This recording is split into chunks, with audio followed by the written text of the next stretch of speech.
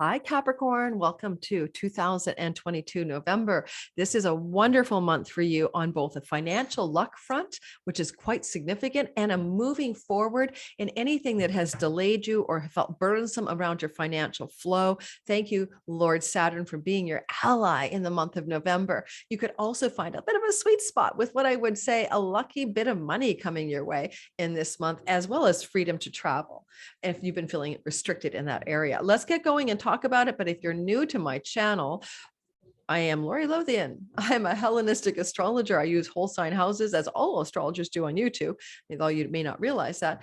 And we are talking about how the sky can help you by knowing what predictive things or forecasts are ahead for good, sweet spots, a meadow, a beautiful beach of goodness in the sky, or quicksand. So I try to give you warning signs to avoid and flag, and also the good news stuff that's coming in to look forward to. And don't forget, if you're new, like to subscribe, hit my bell for notifications. I'm in my sister Nancy's house. She's grinding her smoothie in the kitchen, if you can hear that. And if you want a healing with her, Gratitude 20 for November is her code for you guys to access discounted distance Reiki healings. Guys, I can't even begin to tell you the miracle cures I've had for acute health challenges since I've been using her as my sister in the last year for distance healings. And yeah, in person now that I am visiting her. I'm in my hometown where I grew up. This is my hometown, and this is a house in which I grew up. I'm traveling. Join my newsletter, Cosmic Moonshine, discount codes. Check out my Divine Timing Intermediate Astrology class with ancient and very little known tools of prediction that starts next year. You can get on the wait list. Everything is in my description box. Everything. Go check it out. People forget that there's a lot of info under this video. All right, let's get rolling. I am talking fast. I have 4 planets in Aries in the house of communication. If you don't like that I talk fast, you can slow the video down. All right, Capricorn, I want to talk about Saturn. He's like the Lord of you. So Aquariuses and Capricorns are lorded over by Saturn. Yeah, Uranus is not the ruler of Aquarius. But anyway, and whatever Saturn does matters, like to you, because he's the planet that has a great deal of influence. So on October 23rd, he left a very long retrogradation cycle. And this is giving you like 5 months of retrograde, right? Since April, this is giving you an actual sense of relief from financial burden, duty, and responsibility that has felt heavy. Some of it may be to do with real estate in your chart, like your expenses at your home are heavy. The tenancy is expensive. Your financial life regarding where you live has been a bit of a drag. Those are options, right? But now that or just your paycheck isn't flowing as well as you'd like, your earnings are not as good as you want. But now Saturn on October 23rd moved direct, and he's starting to speed up and get out of a gnarly square to Uranus. And that gnarly square to Uranus, all of 21 has been hitting you as well. That could have brought you a lot of stress around children, around independent business enterprise, around romance being erratic or unpredictable, and a connection to a loved one being similar, like a significant other. But that's ending. Thank you. And your joy may have been constricted. You might have bolts of joy followed by bolts of anxiety. Saturn in the second be very anxious, like about money and prosperity. So as he goes direct and picks up speed all of November, he's being to race to the finish line of next March when he finally leaves your money house. I mean, there is an upside to Saturn. You've been more conservative in your spending. You've been looking squarely, sober-mindedly at your savings. You've been looking at what you possess and do you need it? You may have sold objects that you thought you wanted, like an extra car or some furniture, in order to liberate cash. You've been really sober-minded financially, but I love that all of November, he moves forward and he's picking up speed, right? Until he leaves there next March 7th. And you get to sense, my money stuff is lighter. I feel a sense of relief here. And there's a real glow up at the end of the month around Saturn helping you relieve yourself of debts or financial burdens to do with tenancy, especially. That's because in, let's say, the 24th to the end of the month, he's going to go into a trine to that retrograde Saturn in your 6th house, and also can relieve you of sickness or health challenges or burdens and duties and responsibilities regarding work that were heavy and hard for you. So you get a lot of love at the end of November as things begin to lighten up here. And, I can't say enough about his direct motion for people who are Capricorn Aquarius. There we go. Next off in the storyline, is this, since I've already talked about Mars, let's talk more about him in your sixth house. I mean, some of you have had surgeries or health protocols that are cutting or slicing because of this transit. This started August 20th and ends next March, because Mars will bring in the house of his joy, a sword or a knife or a scalpel if needed. You may have been able to eliminate, cut away, and reduce your debt, your credit card debt, your bank debt, your mortgage, whatever. There's an ability here that he's trying to eliminate, reduce, and sever debts. And this can be karmic debts too, which we don't often talk about. But if you have a karmic relationship of any kind, Mars will enter your seventh house in March 7th, add 6 weeks. And I don't want to alarm you, but that can also mean after a prolonged stay in the sixth house of karmic debts, relationships, business partners, and significant connections to others that are no longer needed may begin to be severed. Keep that in mind. Now, everything has a season, a reason, and a time, including primary love. I just have to speak the truth here. So just watch for that. What's going on here could be quite important later on. Though he is retrograding throughout Mars throughout the month of November. He started on October 30th, goes retrograde until January 12th. And he's retrograding in quite a swath of your sixth house, really, 25 to 8 degrees. So there's a lot of territory covered here. And a lot of it will be about debt elimination. But as he's retrograding, he's going back over old ground. So maybe back over old ground regarding tenancies, leases, pets, job responsibilities and duties. He could lead you to lessen those obligations as he retrogrades in the month of November through this part of your chart. But he also may go back and look at other things, like, if you're removing debt, he's more likely to do it when he's in direct motion. And that is going to be January 12th to March. So as he goes backward, you may be looking at the ledgers, at the bank accounting of all of this. Okay. I mean, you have some love up from Venus next year in a house of investments and bigger wealth. So this could be a preparing the way by Mars to do that. I think that's it, boss. Well, people in your collegiate coworker space can be conflictual and argumentative with you in the month of November over old issues that haven't been resolved. So watch for some gnarly conversations with those you work with that may feel like a little bit of an intense drag during the month of November, but you can complete those and put them to bed or rest after Mars and Saturn move into trine relationship from about feel the energy from the 23rd to the end of the month of resolving those things. There is a beautiful, speaking of the 23rd, moon in Sag with Venus and Mercury conjunct that's going to help you really deal with foreign lands, foreign shores, and or self-defeat and self-addiction, undoing and addictions, and square those away in an amazing way in the 2 weeks that follow the 23rd of the month's moon, and in the 6 months that follow as we move towards a full moon 6 months later in your 12th house. Now, my feeling here is because Jupiter goes direct on the day of the moon and is the lunation lord, and Jupiter is in your house of trips and travel and journeys, that for some of you, this could also open up some very auspicious foreign land travel opportunity around the 23rd, or if you're planning to move to a foreign land, really expedite things in an auspicious way, November 23rd, add 2 weeks, but also the longer 6-month arc. But certainly just traveling to foreign shores, it's got a lot of juice, and here, Sky, a lot of blessings. And you'll see evidence of that around that new moon in Sag with Venus conjunct. Things are very prosperous regarding travel, trips, or moves or journeys to foreign lands. And you may find that you are traveling to enhance or deepen a love story as well.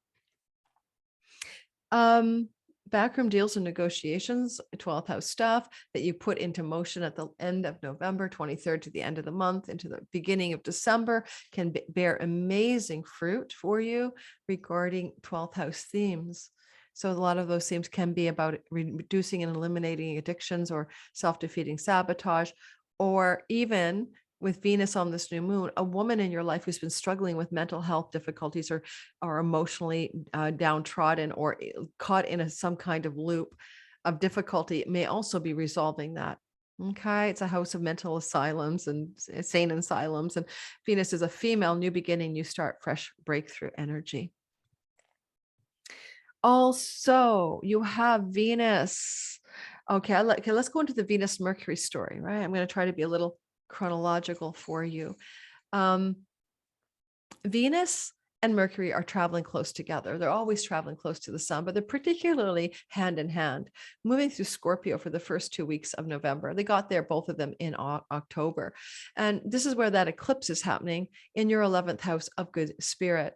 Now, this is a positive house with a difficult circumstance, a south node eclipse, draining the plug, letting something out of the tub kind of energy, release, surrender. And then Venus, the goddess of friendship and popularity and money. And then the 11th is a money house too, where we have windfalls financially.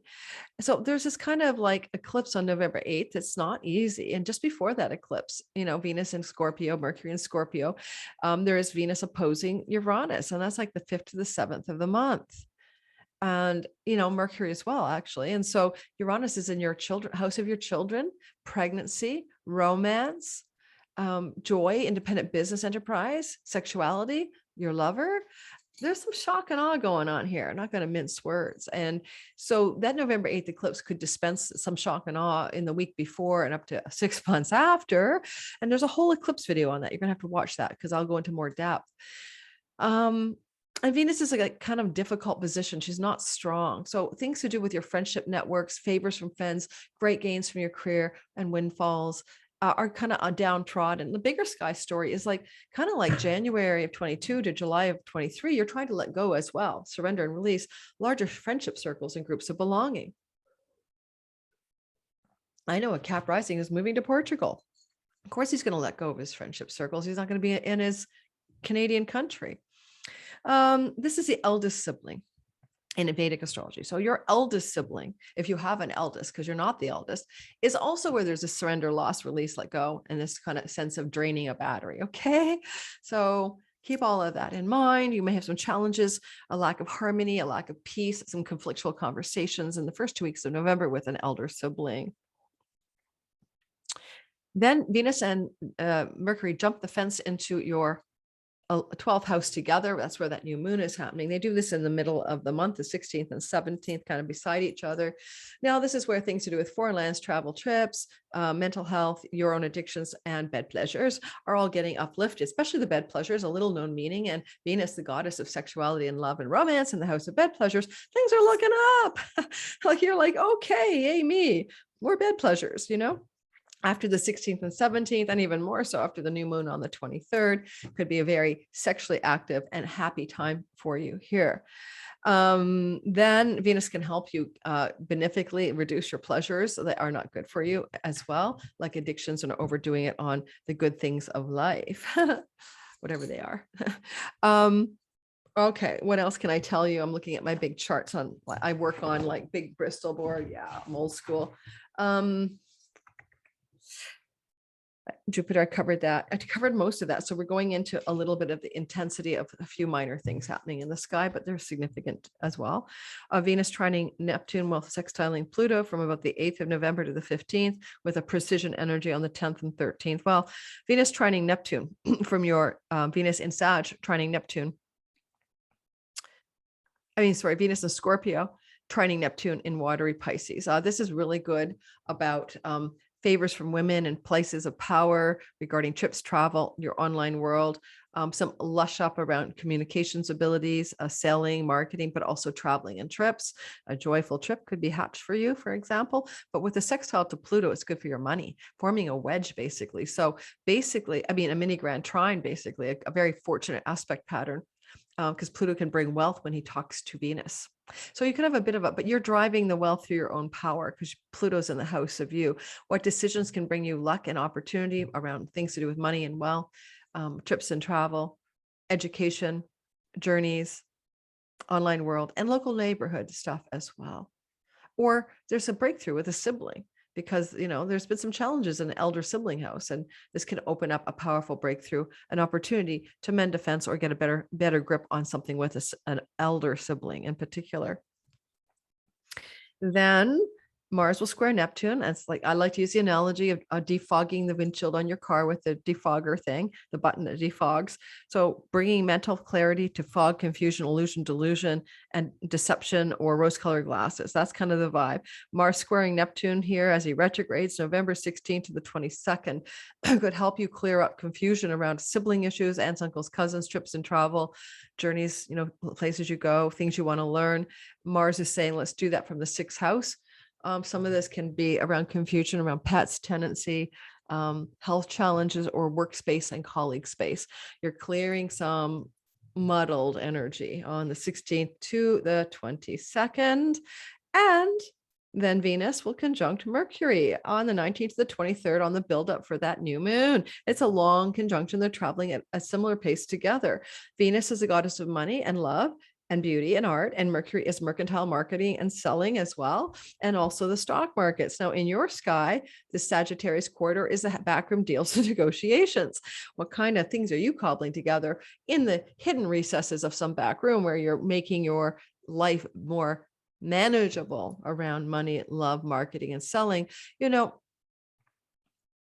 Venus is the Lord of your 5th house, of your children and romance. So there may be some things that you're working out in the back end with or about your children. Very, very possible. So negotiations going on there with kids or about children. And simply also, Mercury Venus could be coming into some news or information that was hidden from view in your 12th house that could help you sort of strengthen something to do with opportunities that come from your 3rd, siblings, travel, the online world, your local neighborhood. Those are some options. Mercury rules your 9th house of visas, passports, court cases, and foreign lands. Are you finalizing a visa, a travel plan, booking the trip, taking the trip, getting a legal decision worked out behind the scenes for your benefit? And that's a lovely time for you in all those regards on the 19th to the 23rd of November. And then I already touched down, I think, on November 26th to the end of the month, but you kind of feel it around the 23rd, where there's a lot of love between your direct motion money placement, Saturn and Mars. I think you're getting to remove some debts or achieve some sense of financial flow regarding your work, job, and colleague space in your chart. Okay, so look forward to that. I'm so glad to see you here. Whoever you are, please like and subscribe and hit that bell. When you hit the notification bell, it means I upload stuff like 20 videos a month and you get notified, but also I do premieres, so you can chat with me about what we're talking about, the content live. I have a great community of people from around the world that come to all of my premieres, and we really are forming a fun group of people who are all getting to know each other around the world. So think about hitting my notifications bell so you can be a part of that community as well. All right, guys, thank you for listening to your sign for November.